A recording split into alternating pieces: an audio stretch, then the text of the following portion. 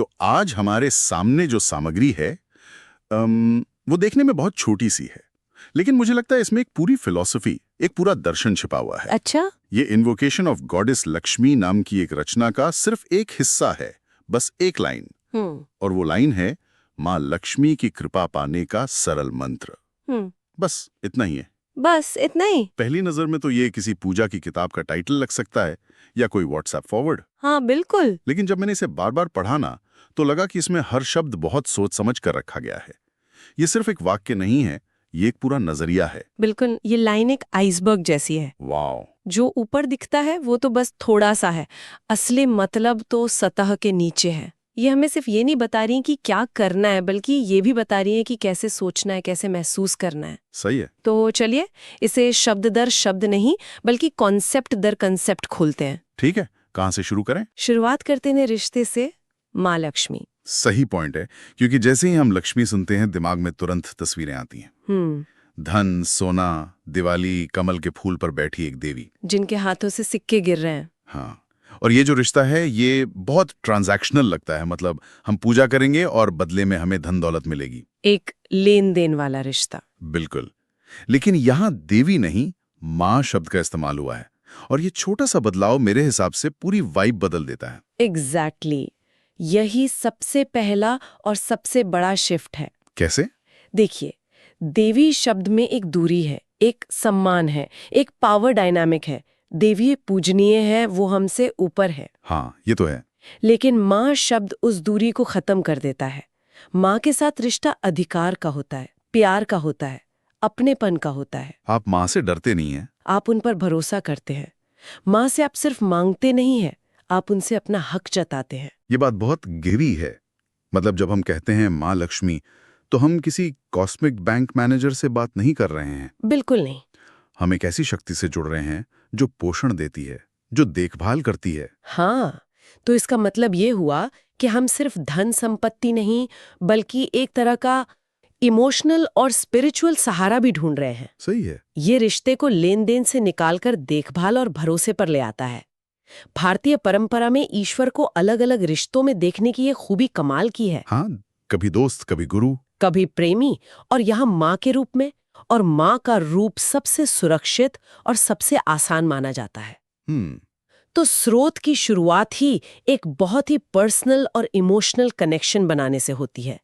ये कह रहा है कि पहले रिश्ता बनाओ, बाकी सब बाद में। ठीक है। तो अगर रिश्ता इतना पर्सनल है, माँ और बच्चे जैसा, तो फिर बच्चा माँ से मांग क्या रहा है? और यहीं पर दूसरा दिलचस्प हिस्सा आता है कि कृपा पाने। हाँ। या सीधे सीधे धन पाने या दौलत पाने नहीं लिखा है, जैसा कि हम उम्मीद कर सकते थे। सही बात है। कृपा शब्द का इस्तेमाल हुआ है। पहली बार में तो ये सिर्फ एक फैंसी शब्द लग सकता है, लेकिन इन दोनों में जमीन आसमान का फर्क है ना। जमीन आसमान का। ये इस लाइन का दूसरा बड़ा वैचारिक बदलाव है। देखिए, धन एक बहुत ही सीमित चीज है। वो पैसा हो सकता है, प्रॉपर्टी हो सकती है, सोना हो सकता है। हाँ, जिसे गिना जा सकता है। बिल्कुल, ये सब टैंजिबल है। लेकिन कृपा एक बहुत बड़ा और होलिस्टिक कॉन्सेप्ट है। कृपा एक तरह का 360 डिग्री वेलनेस पैकेज है। 360 डिग्री वेलनेस पैकेज, वाह, ये अच्छा तरीका है इसे समझाने का। मतलब इसमें क्या क्या शामिल है? इसमें सब कुछ है। जैसे कि मन की शांति कृपा है, सही समय पर सही मौका मिलना कृपा है। अच्छा। अच्छे और सपोर्टिव लोग आपकी जिंदगी में होना कृपा है। अच्छा स्वास्थ्य कृपा है। मुश्किल समय में भी हिम्मत बने रहना कृपा है। आप इसे एक तरह का डिवाइन फ्लो स्टेट समझ सकते हैं। फ्लो स्टेट, जहाँ चीजें आपके लिए काम कर रही हैं। हाँ, जहाँ आप यूनिवर्स के साथ सिंक में हैं। धन इस कृपा का एक छोटा सा नतीजा हो सकता है, लेकिन कृपा सिर्फ धन नहीं है। ये बात आज के जमाने में बहुत ज्यादा मायने रखती है। बिल्कुल। हम सब हसल कल्चर में जी रहे हैं, जहाँ सिर्फ बैंक बैलेंस और कामयाबी को ही सब कुछ मान लिया गया है। बिल्कुल। लेकिन हम सब ऐसे लोगों को जानते हैं जिनके पास बहुत पैसा है, पर मन की शांति नहीं है, रिश्ते खराब हैं, सेहत अच्छी नहीं है। सही कहा। तो ये सूत्र हमें याद दिला रहा है कि असली लक्ष्य वो कृपा है, वो ओवरऑल वेलबींग है। पैसा तो बस उसका एक बाई प्रोडक्ट हो सकता है। आपने बिल्कुल सही पकड़ा। धन होने का मतलब ये नहीं कि कृपा भी है। कई बार धन चिंता, डर और अकेलापन लेकर आता है, लेकिन जिसके जीवन में कृपा है, उसके पास अगर कम धन भी हो तो भी उसे इस्तेमाल करने की समझ और शांति होगी। ये एक तरह का अदृश्य सुरक्षा कवच है। बिल्कुल। तो ये स्रोत कह रहा है कि माँ से छोटी मोटी चीजें मत मांगो, वो मांगो जिससे तुम्हारी पूरी जिंदगी संवर जाए। उनसे उनकी कृपा मांगो। ठीक है, तो अब तक हमने समझा कि हमारा रिश्ता एक माँ के साथ है और हमारा लक्ष्य सिर्फ पैसा नहीं बल्कि एक ओवरऑल खुशहाली है। अब आते हैं उस हिस्से पर जिसने मुझे सबसे ज्यादा चौंकाया। कौन सा? सरल मंत्र। अच्छा। सरल यानी सिंपल। हमारी संस्कृति में जहां धर्म और आध्यात्मिकता का मतलब अक्सर लंबे चौड़े अनुष्ठान होते हैं। हाँ, घंटों चलने वाली पूजा, कठिन व्रत। संस्कृत के मुश्किल मंत्र, वहां सरल शब्द पर इतना जोर देना, ये तो अपने आप में एक क्रांति जैसा लगता है। ये वाकई एक क्रांतिकारी विचार है। ये एक तरह का, यूं कहिए, स्पिरिचुअल डेमोक्रेटाइजेशन है। स्पिरिचुअल डेमोक्रेटाइजेशन मतलब आध्यात्म को कुछ चुनिंदा लोगों के हाथ से निकालकर हर आम इंसान तक पहुंचाना। पारंपरिक तौर पर एक धारणा रही है कि ईश्वर तक पहुंचने के लिए आपको किसी बिचौलिए की जरूरत है, कोई पंडित, कोई गुरु। हाँ, और आपको विशेष ज्ञान होना चाहिए, भाषा आनी चाहिए, पूरी प्रक्रिया पता होनी चाहिए। बिल्कुल। और ये सब चीजें आम आदमी और ईश्वर के बीच एक दीवार खड़ी कर देती है। हाँ, और कई बार तो ये डराती भी हैं कि अगर हमसे कोई गलती हो गई तो, अगर मंत्र का उच्चारण गलत हो गया तो। हाँ, एक तरह का परफॉर्मेंस प्रेशर होता है। बिल्कुल। सरल शब्द उस सारे प्रेशर को, उन सारी दीवारों को तोड़ देता है। ये कहता है कि आपको ईश्वर से जुड़ने के लिए किसी और की जरूरत नहीं है, आपको किसी कॉम्प्लेक्स प्रक्रिया की जरूरत नहीं है। आपका कनेक्शन डायरेक्ट हो सकता है। हाँ, और मंत्र का मतलब सिर्फ संस्कृत के श्लोक नहीं होते। अच्छा? मंत्र का असली मतलब है मन को एक दिशा देने वाला। कोई भी शब्द, कोई भी विचार जो आपके मन को एकाग्र करके डिवाइन से जोड़ दे, वो एक मंत्र है। लेकिन यहाँ एक सवाल उठता है। पूछिए। क्या इस सरलता पर जोर देने से उन गहरे और जटिल अनुष्ठानों की वैल्यू कम नहीं हो जाती जो हजारों सालों से हमारी परंपरा का हिस्सा रहे हैं? क्या ये एक तरह का आध्यात्मिक शॉर्टकट नहीं है? ये बहुत जरूरी सवाल है और इसका जवाब नियत में छिपा है। नियत में? हाँ, ये स्रोत जटिल अनुष्ठानों को गलत नहीं कह रहा है, वो भी अपनी जगह महत्वपूर्ण है, लेकिन ये हमें याद दिला रहा है कि आध्यात्मिकता का सार बाहरी आडंबर में नहीं बल्कि भीतरी भावना में है। अच्छा। अगर आप बिना समझे, बिना महसूस किए घंटों तक पूजा कर रहे हैं तो वो शायद उतना असरदार ना हो जितना कि सच्चे दिल से बोला गया एक सरल शब्द। बिल्कुल। ये शॉर्टकट नहीं है, ये चीजों को उनके असली कोर पर वापस लाना है।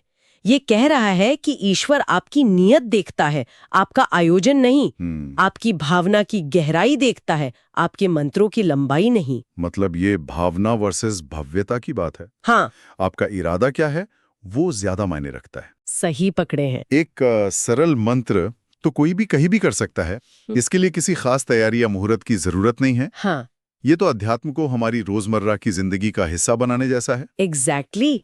ये अध्यात्म को पूजा घर से निकालकर हमारे काम में, हमारे रिश्तों में, हमारी सोच में ले आता है। कमाल है। एक सच्चा सरल कनेक्शन आप गाड़ी चलाते हुए भी बना सकते हैं, खाना बनाते हुए भी। ये बताता है कि दिव्यता कोई दूर की चीज नहीं है, वो बस एक सच्ची पुकार की दूरी पर है, और वो पुकार सरल होनी चाहिए। मतलब बिना किसी छल कपट के। हाँ, बिना किसी दिखावे के, एक बच्चे की तरह। तो जब हम इन तीनों हिस्सों को एक साथ जोड़ते हैं, एक माँ जैसी प्यार करने वाली शक्ति, एक 360 डिग्री वेलनेस का लक्ष्य जिसे कृपा कहते हैं, और उस तक पहुंचने का एक सीधा, सच्चा और सरल रास्ता, तो ये सिर्फ एक लाइन नहीं रह जाती, ये तो जिंदगी जीने का एक पूरा ब्लूप्रिंट बन जाता है। बिल्कुल। ये एक कंप्लीट माइंडसेट शिफ्ट है।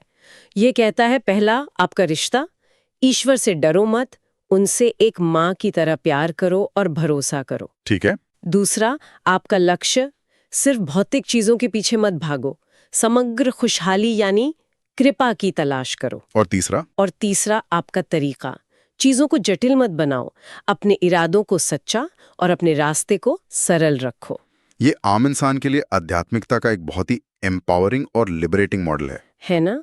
ये हर तरह का बोझ हटा देता है, ज्ञान का बोझ, कर्मकांड का बोझ, किसी पर निर्भर होने का बोझ। ये कहता है कि आपका रिश्ता सीधा और पर्सनल है, और आप खुद इसके लिए सक्षम हैं। कमाल है। हमने सिर्फ एक लाइन से शुरू किया था, माँ लक्ष्मी की कृपा पाने का सरल मंत्र, और अब देखिए हम कहाँ आ गए हैं। और अब हम जिंदगी जीने के एक पूरे दर्शन तक पहुंच गए हैं। हमने समझा कि कैसे माँ शब्द रिश्ते को बदलता है, कैसे कृपा हमारे लक्ष्य को बड़ा बनाती है, और कैसे सरलता उस लक्ष्य तक पहुंचने का सबसे शक्तिशाली जरिया हो सकती है।